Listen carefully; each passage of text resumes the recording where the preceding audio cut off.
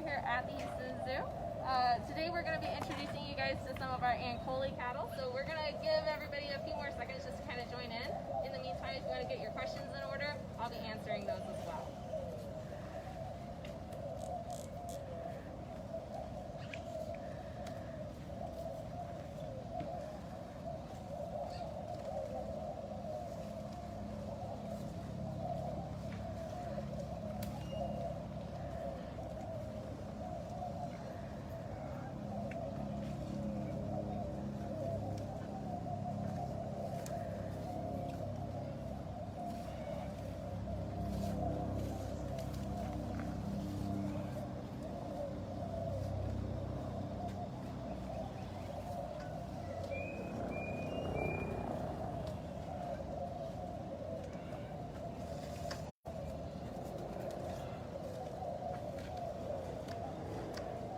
Hi again, everyone. My name is Memory.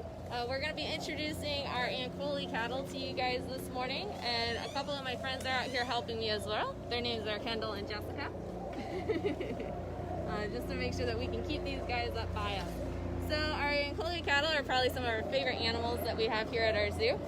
Just because they're so big and impressive, and unfortunately a lot of times they are mistaken for Texas Longhorns, but these guys are actually a different breed of cattle. They actually originate from areas out in Africa, and most of the areas that they're found in are around the middle regions of Africa, so like Rwanda, Kenya, Uganda is sort of what we're looking at there. But this breed of cattle actually dates back to almost about 4,000 years ago. And believe it or not, they are actually in some of the hieroglyphs on the ancient Egyptian pyramids, which is really awesome. They are also known as the cattle of kings because even though these guys are so big, they aren't really used so much for meat or dairy products. Now, Levi says, how long can their horns get? So these guys, their horns can actually reach to about 8 feet from tip to tip. And don't forget, keep on commenting and questioning down below, and we'll make sure to get some of those answered for you guys in the meantime. So the cow that we've got right in front of us, his name is Danny Boy. He's one of our largest cows. He weighs about 1,600 pounds. And the guy that's standing right next to him is Alley Oop. So these guys have some pretty fun names, Alley Oop and Danny Boy. But Alley Oop is actually our oldest Ankole cattle. He's about 18 years old, he's going to be turning 18 years old this summer. Ken asked, how old can they get? So these guys generally we're looking at around like 20 to 25-ish, so like mid-20 areas. On the rare occasions, they have lived into their 30s, so these guys are starting to get up there, and we are starting to give them joint supplements and whatnot just to sort of ease our arthritis. And Luca asked, what is their favorite food? So I think currently right now these guys' favorite food that we offer is Timothy hay. So they are grazers, so they primarily eat coastal hay, Timothy hay, and we kind of give them alfalfa as a treat, but honestly they will prefer Timothy hay over anything else at the moment. What we're feeding right now is browse, and browse is just a non-toxic plant, various types of plants that is approved by our veterinarians. And we can feed it out as sort of a special treat.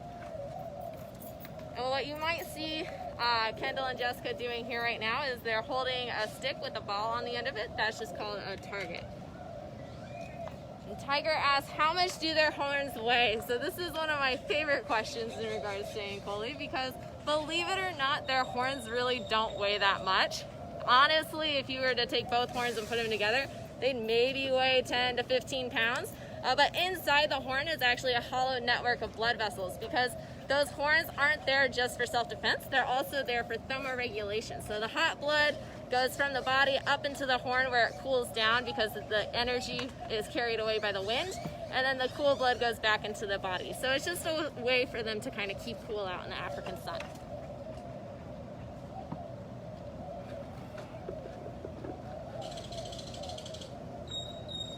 Now, like I was saying earlier, these guys aren't really used for meat or dairy products. They're actually more so a status symbol for several villages in Africa.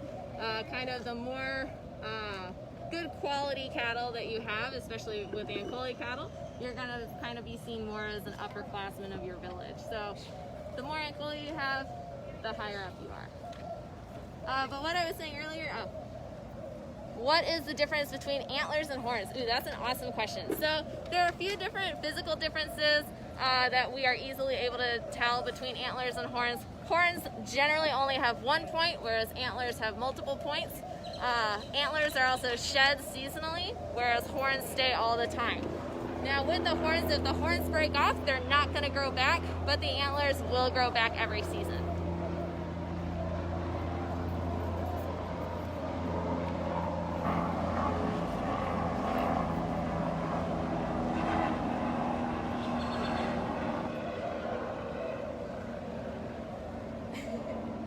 So as you can see, sometimes they prefer the scratches a little bit more than the trees.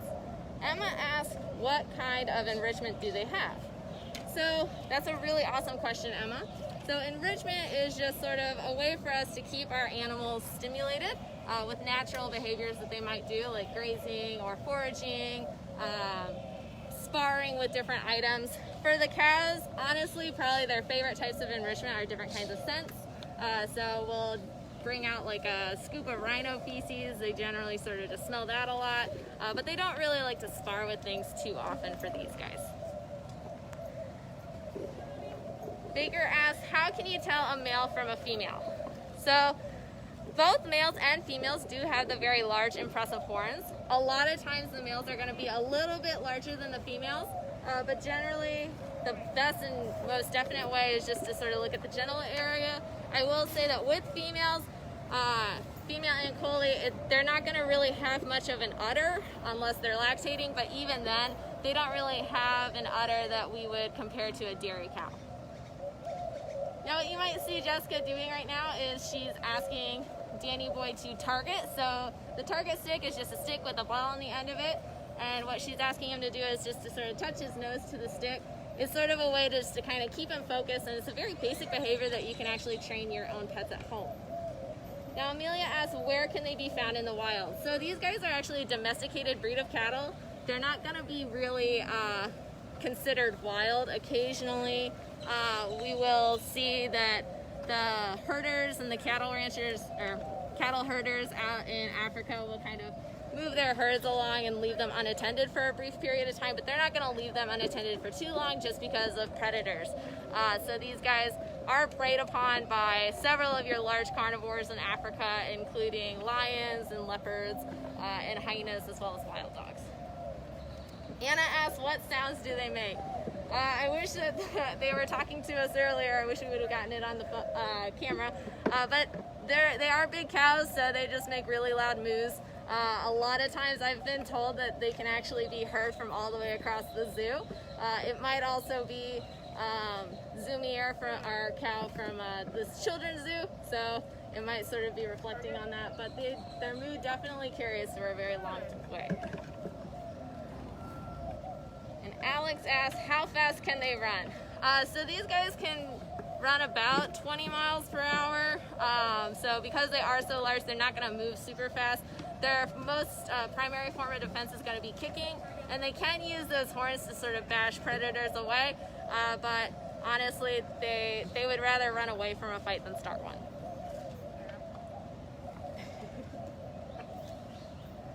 Now, Danny Boy, the cow that we're looking at right now, he weighs about 1,650 pounds. So he is very large. That is generally the size of an adult male Ankole cow. But they could grow up to be 2,000. Pax asks, what are their babies called? So baby cows are just called calves. Like I said, we do only have 3 males here. They are actually all steers, which means that they are no longer able to reproduce. So we will not be seeing any Ankole calves in our future. Now all 3 of these guys are sort of a dark, rich brown color. They can come in various kinds of colors, including a spotted sort of like paint splash color with browns and blacks and duns and yellows and all this other stuff. But the rich, dark brown coloration that we have here is sort of what's more valued in Africa amongst the village leaders. Brian asks, do they have a favorite snack? So some of their favorite snacks are what they're eating right now, which is browse. That's just a non-toxic plant that we have growing throughout our zoo that's been approved by our vets that we can feed out. They also love to eat romaine lettuce, carrots, sweet potatoes, and alfalfa cubes is sort of a good treat for them as well.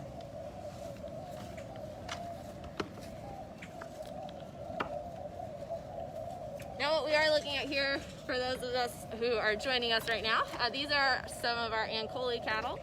We have 3 males. Their names are Danny Boy, Alley Oop, and Looney Tune.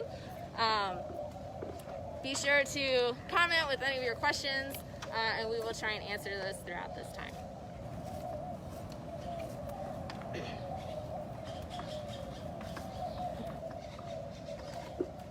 Now each cow does have their own personality. So Looney Tune is kind of a little bit more shy. He's the one that's darker in coloration and has the smaller set horns. But he is over here eating some snacks. And then Alley Oop is definitely the one that seems to really enjoy people's attention, and oftentimes will come over even whenever people don't have food for him. But I will say too that these cows are still very firm believers in stranger danger, so they only come over to their keepers and people who work with them on a consistent, regular basis.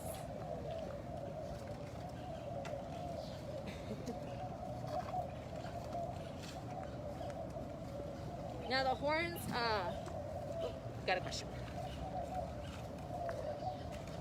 Connor asks, how much do they eat a day? So these guys eat a combination of coastal hay and Timothy hay, and the 3 of them together probably burn through about 50 pounds of hay a day. We also give them a grain in the morning, sort of like their breakfast. That in total for the 3 of them, they probably each get about 4 pounds of grain a day.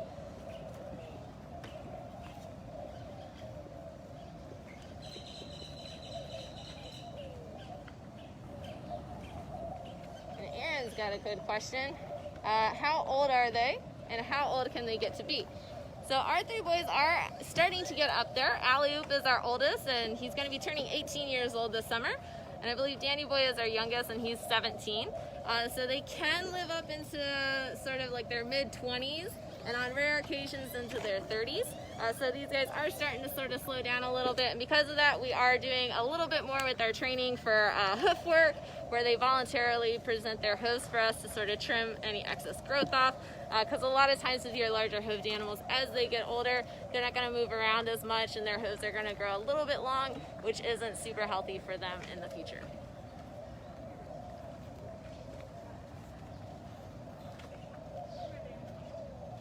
So Lucille asks, are these the same as Longhorns? So these are actually not the same as the Texas Longhorns that we know and love here in the state of Texas, but these are Ankole cattle. They've been called Egyptian Longhorns in the past, but this particular breed of cattle actually comes from Africa. So they did not originate here in the States. They actually weren't brought over to the States until about the 1960s. And since then, I believe there's about 70 registered members of the International Ankole Watusi registration. So as far as breeders, but this particular species, like I said, these guys are a domesticated species of cattle. So there are several private breeders in the States. Tiger asks, how tall are they? So these guys at their highest height are about 5.5 feet tall. And normally we're looking at sort of the shoulder hump there.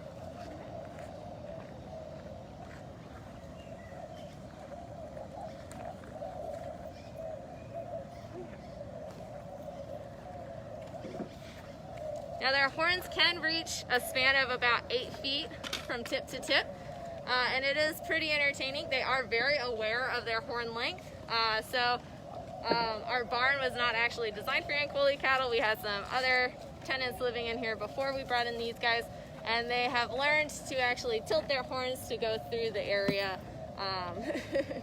And then once they walk through the doorway, they straighten their horns back out. Connor asks, how many pounds of food do they eat per day? So these guys, the 3 of them together, go through anywhere from 50 to 60 pounds of hay a day. I will say they generally eat a little bit more in the winter time, just because as they eat, it kind of keeps their internal temperatures a little bit warmer. So we feed out probably more so on the 60 pounds of food then. So Alley Oop here is getting some scratches from Kendall, and he's really enjoying it. But they actually have these very large horns, not so much for self-defense against predators in Africa, but more so for thermoregulation. So it's a way for them to keep their bodies cool.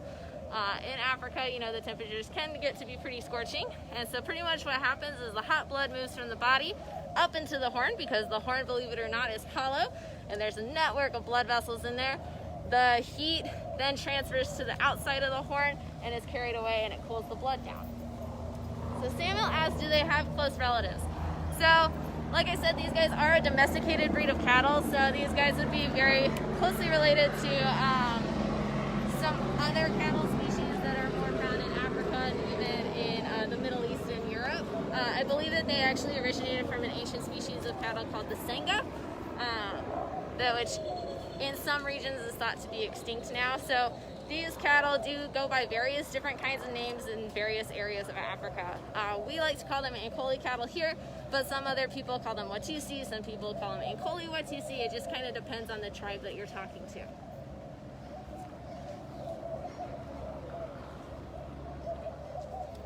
Rachel asked, when did they arrive at the zoo? So we were discussing that.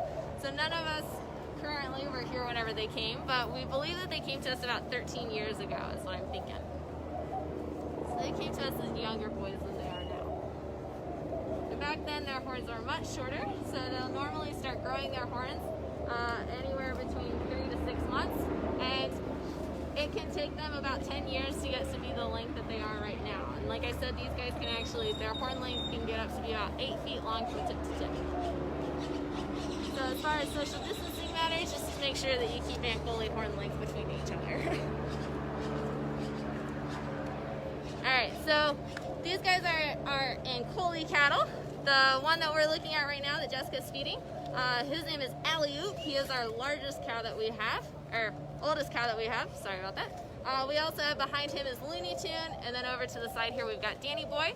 What we're feeding out right now is just some romaine lettuce. It's kind of just a filler food, and they really enjoy it, especially since it's so hot. It's a good way for them to cool down. They also will get carrots and sweet potatoes as a snack, and we'll feed out alfalfa cubes as training treats. But generally their main diet is going to be coastal hay and timothy hay. So they are primarily grazers, just like the normal cows that you see driving by on the freeways.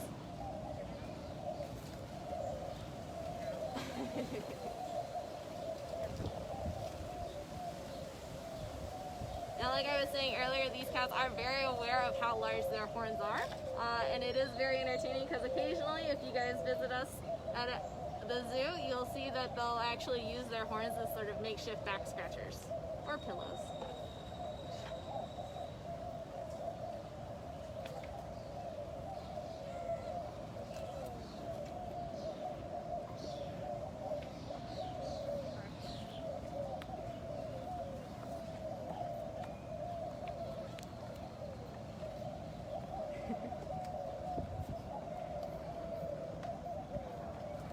Alright, well, that looks about is all the time that we've got for us this morning, guys. Thank you guys so much for joining us. We are missing your guys' support and visitation. So if you guys are interested in learning more about what we're doing here at our zoo, including with our cattle and whatnot, make sure to tune in to our Facebook. We are doing a lot of presentations and Facebook Lives. So tune in tomorrow at 11 o'clock. But also, if you're looking for more ways to how to support our zoo and our animal caretaking experiences, be sure to visit our website at houstonzoo.org. And from there, we'll have several links. One of those includes the Emergency Zoo Fund. And every donation counts and goes to help us give excellent care to our animals. So thank you guys so much for joining us today, and stay safe.